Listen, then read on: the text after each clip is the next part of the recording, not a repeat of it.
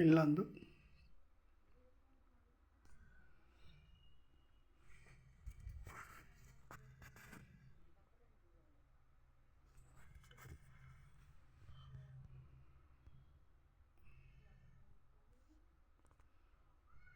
పాఠశాల విద్యాశాఖ ఇల్లందు మండలం భద్రాద్రి కొత్తగూడెం జిల్లా.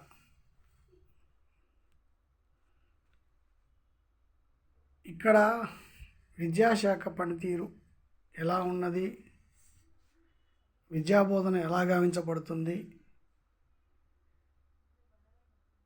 గణతంత్రం దినోత్సవాలు, స్వాతంత్ర దినోత్సవాలు ఇన్ని జరుపుకున్నప్పటికీ కూడా ఇక్కడి ప్రజల్లో 80% పైగా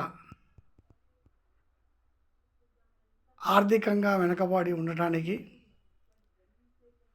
చట్టాలపై అవగాహన లేకపోవటానికి, ఈ అక్షరాస్యత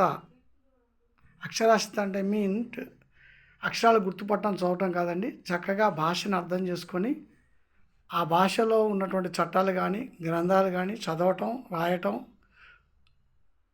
దాంట్లో ఉన్నటువంటి వివరాత్మక భావాన్ని గమనించటం అనేది ఏదైనా ఒక చదువు వచ్చిందంటానికి గుర్తు.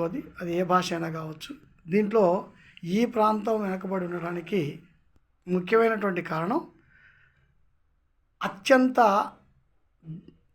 దుర్మార్గంగా, అత్యంత హేయమైన పరిస్థితిలో ఉన్నటువంటి పాఠశాల విద్యాశాఖ. ఎంత దారుణం అంటే ఇక్కడ ప్రతి 100 మంది ఉపాధ్యాయుల్లో either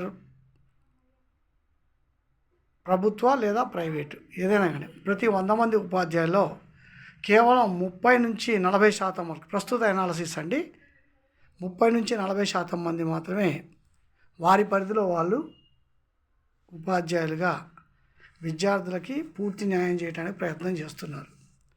మిగతా 60% మంది వారి యొక్క విధులు నిర్వర్తించడం, నిర్లక్ష్యం వహించడమే కాకుండా తోటి ఉపాధ్యాయులు ఎవరైతే విద్యార్థుల అభ్యున్నతి కోసం కృషి చేస్తున్నారో వారిని ఎలా రొంపిలోకి, వారి చిక్కున్న ఉచ్చులోకి, రొంపిలోకి, విద్యార్థుల భవిష్యత్తును పాడు చేసేటువంటి ఒక మేజర్ యాక్టివిటీలోకి ఏ విధంగా వాళ్ళని లాగుదామన్న ప్రయత్నాల్లోనే వారి యొక్క విధి నిర్వహణలో ఉన్నటువంటి 8 గంటలు, 7 గంటలు, 5 గంటల పూర్తి సమయాన్ని కూడా వెచ్చిస్తూ ఉన్నారు.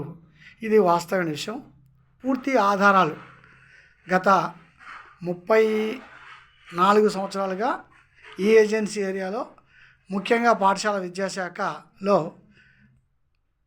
ఉపాధ్యాయులు, విద్యార్థులు వారి యొక్క బోధన తీరులు, విద్యార్థుల డెవలప్మెంటు ఇవన్నీ ప్రత్యక్షంగా గమనించి పూర్తి సాక్ష్య ఆధారాలతో సహా ఇస్తున్నటువంటి స్టేట్మెంట్ అండి ఇది.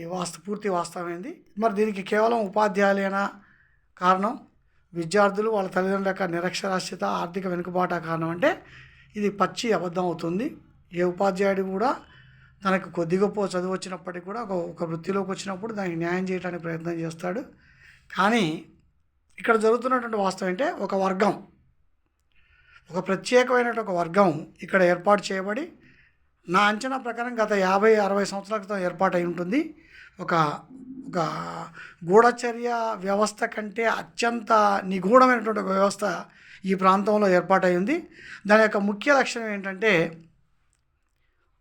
రానున్నటువంటి తరాలని కూడా బానిసలుగా తయారు చేసి వాళ్ళ యొక్క ఆర్థిక, సామాజిక, విద్యా సంబంధించినటువంటి విషయాలు ఏవి తెలియకుండా ఒక ఉచ్చు లాంటి విషవలయంలోకి లాగటమే లక్ష్యంగా పెట్టుకుని ఏర్పడిన ఒక వ్యవస్థ ఉంది.